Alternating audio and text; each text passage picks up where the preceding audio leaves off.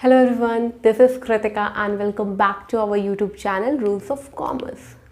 We are discussing institutional economics. Unit 1 हम पढ़ रहे हैं और उसमें हमारा सब टॉपिक है new institutional economics.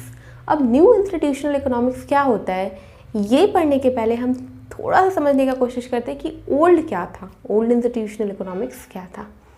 Old institutional economics में क्या होता था कि जो हमारा इंस्टीट्यूशन था उसे हम एक सेपरेट एंटिटी जैसा ट्रीट करते थे. वहाँ पे अगर हम चाहे तो क्रॉस कल्चर या फिर क्रॉस कंट्री कंपैरिजन करना मुश्किल था. बहुत ज़्यादा हम stick to formal organisation, formal rules, regulation, उस पर हम स्टिक करके रहते थे. एक्सप्लेनेटरी मेथड पे भी हम फोकस नहीं कर रहे थे. तो ये था हमारा ओल्ड इंस्टीट्यूशनल इकोनॉमिक्स. मैंने नोट्स बनाया है, लिंक डिस्क्रिप्शन बॉक्स में दिया हुआ है. अगर आप सिलेबस से स्टिक रहना चाहते हैं तो फिर आप मत पढ़िए. अगर आपको लगता है कि आपको थोड़ा वो भी जानना है तो आप नोट्स देख सकते हैं. न्यू इंस्टीट्यूशनल इकोनॉमिक्स में क्या होता है कि यहाँ पे हम थोड़ा वाइडर स्कोप में सोचते हैं. हम इनफॉर्मल रूल्स, रेगुलेशन, ऑर्गेनाइजेशन की बात करते हैं. और न्यू इंस्टीट्यूशनल इकोनॉमिक्स में अगर हम चाहें तो हम क्रॉस कंट्री या फिर क्रॉस कल्चर कंपैरिजन कर सकते हैं. इंस्टीट्यूशनल इकोनॉमिक्स जो है ये हम बहुत ज़्यादा यहाँ पे एक्सप्लेनेशन पे, एक्सप्लिसिट थ्योरी पे फोकस करते हैं. और यहाँ पे हम एक इंस्टीट्यूशन को पढ़ते हैं, बट साथ में हम एक इंसान का बिहेवियर, सोसाइटल स्ट्रक्चर, सब कुछ साथ में ले के पढ़ते हैं. हम ओल्ड में करते थे कि सिर्फ एक इंस्टीट्यूशन को मानते थे कि वो एक सेपरेट एंटिटी है और वहीं पर बस उसी के बारे में पढ़ाई हो रही थी. बट यहाँ पे न्यू में हम क्या करते हैं कि एक इंस्टीट्यूशन को साथ में उसके इंडिविजुअल्स के रिलेशन, उसका सोसाइटल स्ट्रक्चर, दूसरे इंस्टीट्यूशन के साथ कंपैरिजन, सब कुछ हम एक वाइड स्कोप में पढ़ते हैं. न्यू इंस्टीट्यूशन में हम formal rules, regulation, formal organisation भी पढ़ते हैं. हम यहाँ पे एक्सप्लेनेशन पे बहुत फोकस करते हैं, एक्सप्लिसिट थ्योरी पे बहुत फोकस करते हैं. तो हम देख लेते हैं हमारे डेफिनेशंस क्या हो सकता है. न्यू इंस्टीट्यूशनल इकोनॉमिक्स, जिसे हम NIE भी बोलते हैं, और ये काफ़ी इंपॉर्टेंट टॉपिक है हमारे एग्जाम्स के लिए. It is an economic perspective that attempts to extend economics by focusing on the institutions that underlie economic activity and with analysis beyond earlier institutional economics and new classical economics. Three types है NI में. First है rational choice, second है cultural and third है structural. अब rational choice क्या होता है? Rational individual कौन होते हैं? वो ऐसे इंडिविजुअल होते हैं जो स्ट्रैटेजिकली बिहेव करते हैं, जो क्या करते हैं, स्ट्रैटेजी के साथ बिहेव करते हैं. और बहुत सारे ऑप्शंस में वो ऐसे ऑप्शंस को चूज़ करते हैं जो कॉस्ट बेनिफिट एनालिसिस पे उनके लिए बेस्ट लगता है उनको. मतलब रैशनल इंडिविजुअल कौन होगा? A और B, इन दोनों में से हम रैशनल इंडिविजुअल उसको बोलेंगे जो अपने स्ट्रैटेजी को ऐसा बनाता है कि कोई भी सामान खरीदने से, कोई भी प्रोडक्ट खरीदने से पहले वो कॉस्ट बेनिफिट एनालिसिस पे फोकस करता है और उसके बाद वो डिसाइड करता है कि उसके पास कौन से ऑप्शंस, ये 4 ऑप्शंस में से कौन से बेस्ट ऑप्शंस हैं.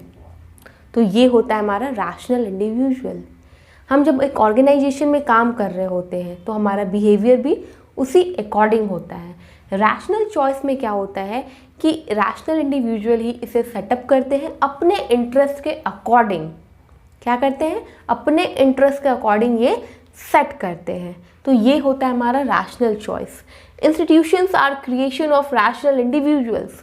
यहाँ पे जो इंस्टीट्यूशंस बनते हैं वो किसका क्रिएशन होता है? रैशनल इंडिविजुअल्स का. Who decides on the basis of calculation of cost benefit. वो डिसाइड करते हैं किसके बेसिस पे? Cost benefit associated with alternatives. हमारे पास जितने भी ऑल्टरनेटिव्स हैं उनका कॉस्ट बेनिफिट एनालिसिस करने के बाद हम ये डिसाइड करेंगे कि कौन सा ऑल्टरनेटिव्स, कौन सा ऑप्शंस मेरे लिए बेस्ट है. ये होता है rational choice. Institutions provide the incentive structure which affect the cost benefit and hence shape behavior and decision of the rational individual. Institutions क्या करता है? आपको इंसेंटिव प्रोवाइड करता है, इंसेंटिव स्ट्रक्चर प्रोवाइड करता है जो हमारे कॉस्ट बेनिफिट को अफेक्ट कर रहा होता है. और इस कॉस्ट बेनिफिट को जब अफेक्ट करेगा तो रैशनल इंडिविजुअल का जो बिहेवियर है, जो डिसीजन है, वो क्या होगा? वेरी करेगा. Person to person. नेक्स्ट है cultural. Institutions are embodiment of cultural belief. हम ये मानते हैं कि जो इंस्टीट्यूशंस होता है ना, वो बहुत एक तरह का हमें समझ आ जाता है इंस्टीट्यूशंस को देख के कि यहाँ पे कल्चरल बिलीफ क्या है, नॉर्म्स क्या हैं, वैल्यूज़ क्या हैं, conventions and practices. Individuals behave according to the norms of appropriate social behavior in giving in institutional roles and situation. Cultural में क्या होता है, एक इंसान जो है उसी जिस सोसाइटी में रहता है, जिस इंस्टीट्यूशंस में रहता है, उस अकॉर्डिंग वो अपना सोशल बिहेवियर को दिखाता है, उस तरीके से वो बिहेव करता है। थर्ड वन है हमारा structural. Socio-economic structures such as modes of production, technology, demography, etc. determine the institutional structure. अब स्ट्रक्चरल में हम बात करते हैं सोशियो इकोनॉमिक स्ट्रक्चर का। यहाँ पे हमारा प्रोडक्शन, टेक्नोलॉजी, डेमोग्राफी, ये सब जो है हमारा इंस्टीट्यूशनल स्ट्रक्चर बनाता है, which in turn determine the individual's identity. अब क्या होता है स्ट्रक्चरल में, हमारा सोशियो इकोनॉमिक जो होता है, हमारा सोशियो इकोनॉमिक स्ट्रक्चर जो है, हमारा कल्चर, हमारा बिलीफ, हमारा प्रैक्टिसेस, हमारे नॉर्म्स, टेक्नोलॉजी, डेमोग्राफी, प्रोडक्शंस, ये सब जो है क्या करता है, सोशियो इकोनॉमिक स्ट्रक्चर बनाता है, इंस्टीट्यूशनल स्ट्रक्चर। और जब ये बनाता है तो उस अकॉर्डिंग इंडिविजुअल्स का आइडेंटिटी हो जाता है, उसका बिहेवियर और उसका एक्शंस होता है। मतलब स्ट्रक्चरल न्यू इंस्टीट्यूशनलिज्म में क्या होता है, socio economic structure such as modes of production, socio economic structure है ना, कौन से, production, technology, demography, determines the institutional structure, वो इंस्टीट्यूशनल स्ट्रक्चर को डिफाइन करते हैं, डिटरमाइन करते हैं, बनाते हैं, विच इन टर्न डिटरमाइन, जिसके इफेक्ट में हमारा इंडिविजुअल्स का आइडेंटिटी, उसका बिहेवियर और एक्शन होता है, उसका बिहेवियर और एक्शन हो। सोसाइटी के मैक्रो स्ट्रक्चर से बहुत ज़्यादा इफेक्ट होता है। इसी का हम बात करते हैं स्ट्रक्चरल न्यू इंस्टीट्यूशनलिज्म में। तो ये था हमारा 3 strands type of new institutionalism. I hope आपको समझ आ रहा होगा, नहीं आ रहा हो तो प्लीज़ आप मुझसे कमेंट सेक्शन में पूछो या फिर इंस्टाग्राम पे आप डायरेक्टली डीएम कर सकते हो। एंड लास्ट, बहुत सारे बच्चों ने बहुत सारा वीडियोस देखे इकोनॉमिक्स के, but they forget to like, share and subscribe. So this time please don't forget to like, share and subscribe and do hit the bell notification icon to get the latest update. हमारा कुछ important terms जिसे हमें समझना है। First है हमारा maximand। ये क्या है, a quantity or thing that need to be maximized. Next आता है हमारा individual rationality। अब मैंने आपको बताया ना इंडिविजुअल रैशनैलिटी क्या होता है, रैशनल बिहेवियर जब हम पढ़ रहे हैं वही चीज़ हम यहाँ पे लिखेंगे। जब एक इंडिविजुअल एक ऐसे स्ट्रैटेजी के साथ काम करता है कि वो अपने सारे ऑप्शंस को कॉस्ट बेनिफिट एनालिसिस के तहत वो डिसाइड करता है कि कौन सा ऑप्शंस मेरे लिए best, individual rationality.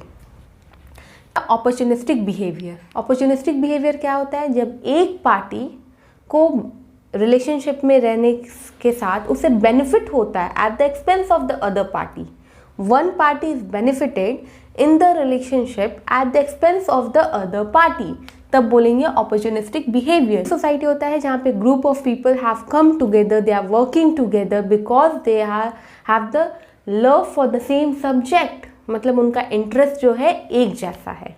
Governance structure, ये गवर्नमेंट का स्ट्रक्चर है जो हमें क्या बताता है, जो हमें रिफ्लेक्ट करता है inter related relationships, factors and other influences upon the institution पे ये इफेक्ट्स को बताता है। हमारा organisation, it is a group of people that have come together because they have the common goal and they are working on that to achieve that goal. चाहे कि institution क्या है, इंस्टीट्यूशन एक ऐसा ऑर्गेनाइजेशन है which is dedicated to public service. Next है हमारा social capital. Social capital financial terms में अगर हम बात करें तो ये वैल्यू है सोशल रिलेशनशिप्स का, हमारे नेटवर्क्स का, जो कॉम्प्लीमेंट करता है हमारे इकोनॉमिक कैपिटल को, so that economic growth development हो सके हमारे ऑर्गेनाइजेशन का।